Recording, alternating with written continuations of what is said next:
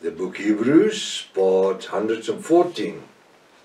I'm Professor Hannes Redlinghuys of the First Assembly of Yafashua, South Africa, Pretoria, Montana. Should you require any of my books which I've written, especially the ones in English, I'm thinking about the book Israel's Rapture, very book which is relevant for the time that we are living in.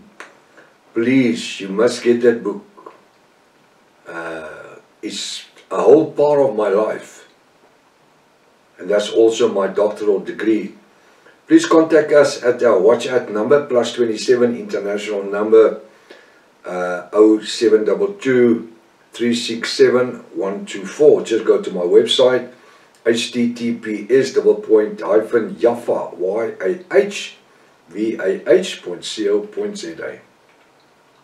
If this is the first time that you are about to participate in the study, you are so welcome. You are always welcome. Please go to part 1, start from the beginning, because you have missed out on quite a bit of information. It's very important to subscribe to the channel in order to receive the different notifications of all the studies that we are busy with. Please send this link to your friends and family. And for those who are dear to you, please make sure you at least have a 1611 King James Bible pen and a notepad ready. Welcome to Breakfast with Prof. Hannes. Hallelujah. You are so very, very, very welcome. Are we learning something from the Bible? Oh yes, brother. We are learning something. We are picking up the scripture that we were taught things in church which were not scriptural. How can the church lie to us? Is it ignorance by not knowing? Or were they just blinded by the Catholic Church and the dogma and the theology? It's for you to answer. Now it says, verse 6, but he, in brackets, that is Melchizedek. Now you will ask me, now Prof, how do you know it's Melchizedek? Well, if we read the whole scripture, it can be nobody else than Melchizedek. Let's listen to the lie here. See how the church is lying here. But he, that's Melchizedek in brackets, whose descendants is not counted from them receiving tithes of Abram. For he, Melchizedek, whose descendants, but Melchizedek didn't have descendants, is not counted from them, the Israelites, received tithes of Abram. So the idea, the picture they want you to see here, because I see the word tithes. Melchizedek didn't receive tithes. He received 10% of the spoils. He didn't receive tithes, but the spoils have now become tithes. And the more you read it, they don't ever talk about spoils anymore. You are so brainwashed in order to believe tithing. If you don't tithe, you can't go to heaven. That's what the church says. But he, descendants, is not counted from them, received tithes of Abram. First of all, Melchizedek didn't have any descendants. He says, then received tithes of Abram, and blessed him that had the promise. So Melchizedek blessed Abram because he paid tithes to him. No, he didn't bless him. He blessed him when he came back, or let me say he blessed him. The Bible says he came when Abram returned from the battlefield. Melchizedek went towards him with wine and bread, and he blessed him, meaning he was so happy that he was alive and well coming back from where they made war. That's the blessing he had. He didn't bless him because he paid him tithes, because Abram never paid Melchizedek one tithe. He gave him a tenth of the spoils. In the whole conversation of Melchizedek and Abram in the beginning, there's not once mention of tithes, spoils. He gave him a tenth of the spoils like the other 4 kings as well. But he blessed him. And now they create the idea by tithing. You are blessed with the blessings of Father Abraham. Let's read it. I'm going to read verse 6, then we'll do verse 7. But he whose descendants is not counted from them receiving tithes of Abraham, and blessed him that had the promise. And without all contradictions, without all contradictions, they are not contradicting one another. The less is blessed by the better.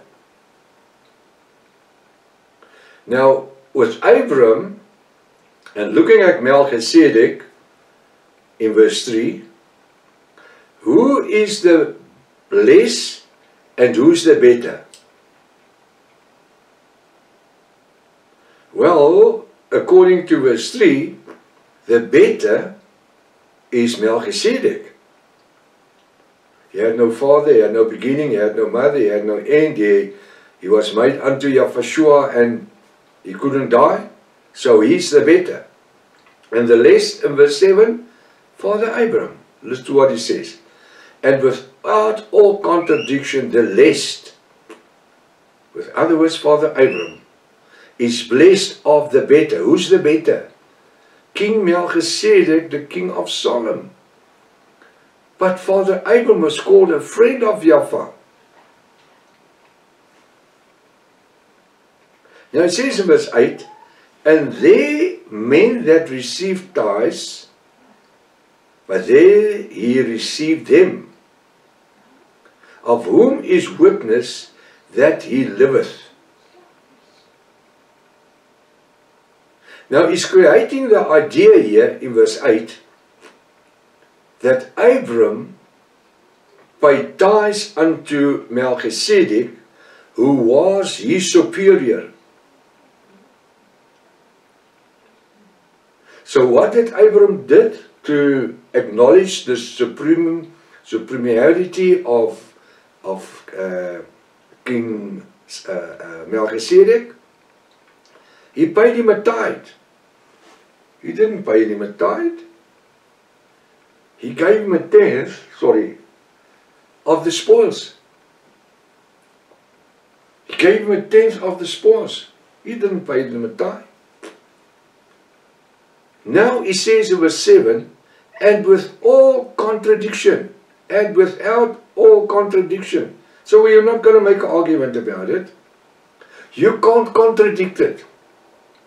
Because you must understand that according to verse 3, verse 6 and verse 7, that Abraham, especially verse 3, is that King Melchizedek was exalted. He was a glorified person. And he was above Abraham. He's called the better. Verse 7. Let's look at verse 6. But he whose descendant is not counted from he, which is King Melchizedek, whose descendant, which verse 3 says he hasn't got descendants, then from received tithes of Abraham. He didn't receive tithes.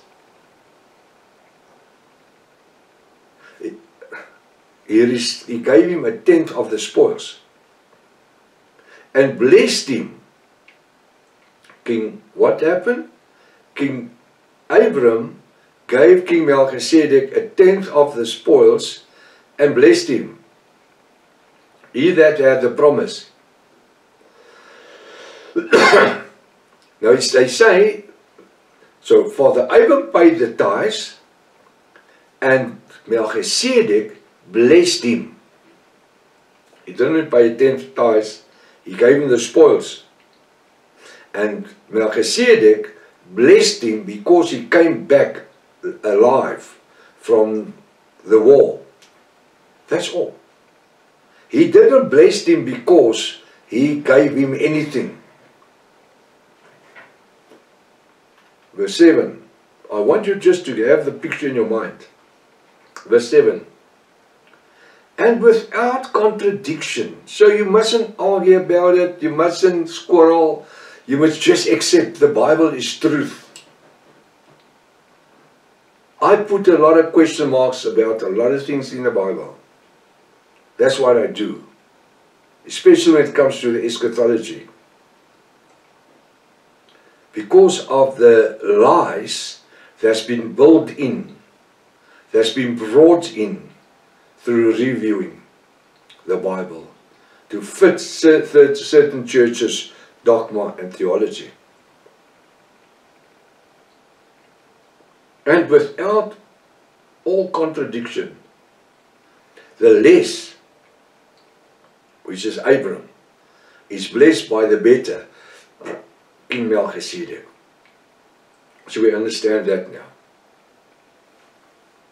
Verse 8. And here, men that receive, let's read the scripture word for word. And here men that did receive tithes. But there he received them, of whom is witness that he lived. And here men that received tithes. So he received the tithes.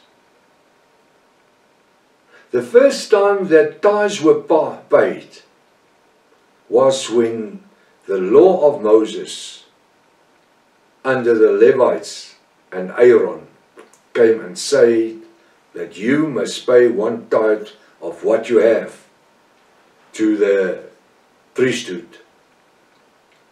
Not the high priest, the priesthood.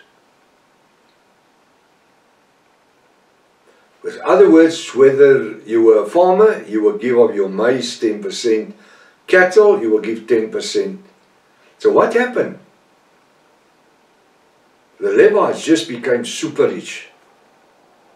And from there on, up till today in the 21st century, the pastors and the churches has just became super rich.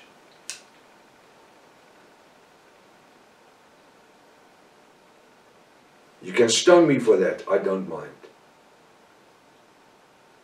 It's all about the money. Take money out of the churches and there's no churches. I promise you. Stop tithing in all the churches and you will see how the church system will just collapse. Why? Because they don't have faith to believe Father Yahweh to supply in their needs. Their faith is in the tithing system. That's why even the Roman Catholic Church, when you have sinned, you will go to the priest and you will do confession of your sins and he will say, pay with money, so much and so much. And your sins is forgiven. Everything is about the money. That's why the Catholic Church believes in purgatory. That's why the person in the Catholic Church that dies, for 2 years he will stay in purgatory, or she will stay in purgatory. And for that period of time, your family will pay a certain amount of money to the priest to do prayers for the person that died, in order not to suffer in purgatory. The purgatory is as a sort of a cleaning fire. And can you believe it? Every pope has to go to the purgatory as well. Why? Because they got wealthy family. The more they pay, the less suffering there is in purgatory. Can you believe that? The whole church world is based on money. Money, money, money, money. Doesn't matter what currency, it's all money. Where if you take money out of the church, you need to live by faith. You must believe Father to provide in every one of your needs.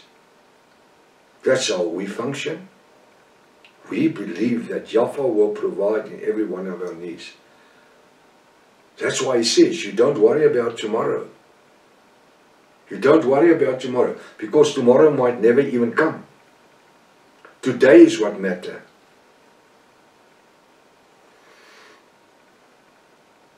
And by receiving all that money, you're building your own kingdom. It's a kingdom that you're building unto yourself. Where we live in faith, there's no kingdom to build. We walk not by sight, but by faith. Now I'm going to stop right here. I want you to carry on. Verse 8, verse 9, verse 10. Just make your own bit of a study and see what you find for yourself now with the knowledge that you gained. Until tomorrow morning, if it's Father's will. Maranatha. Yahweh is coming back again. Hallelujah.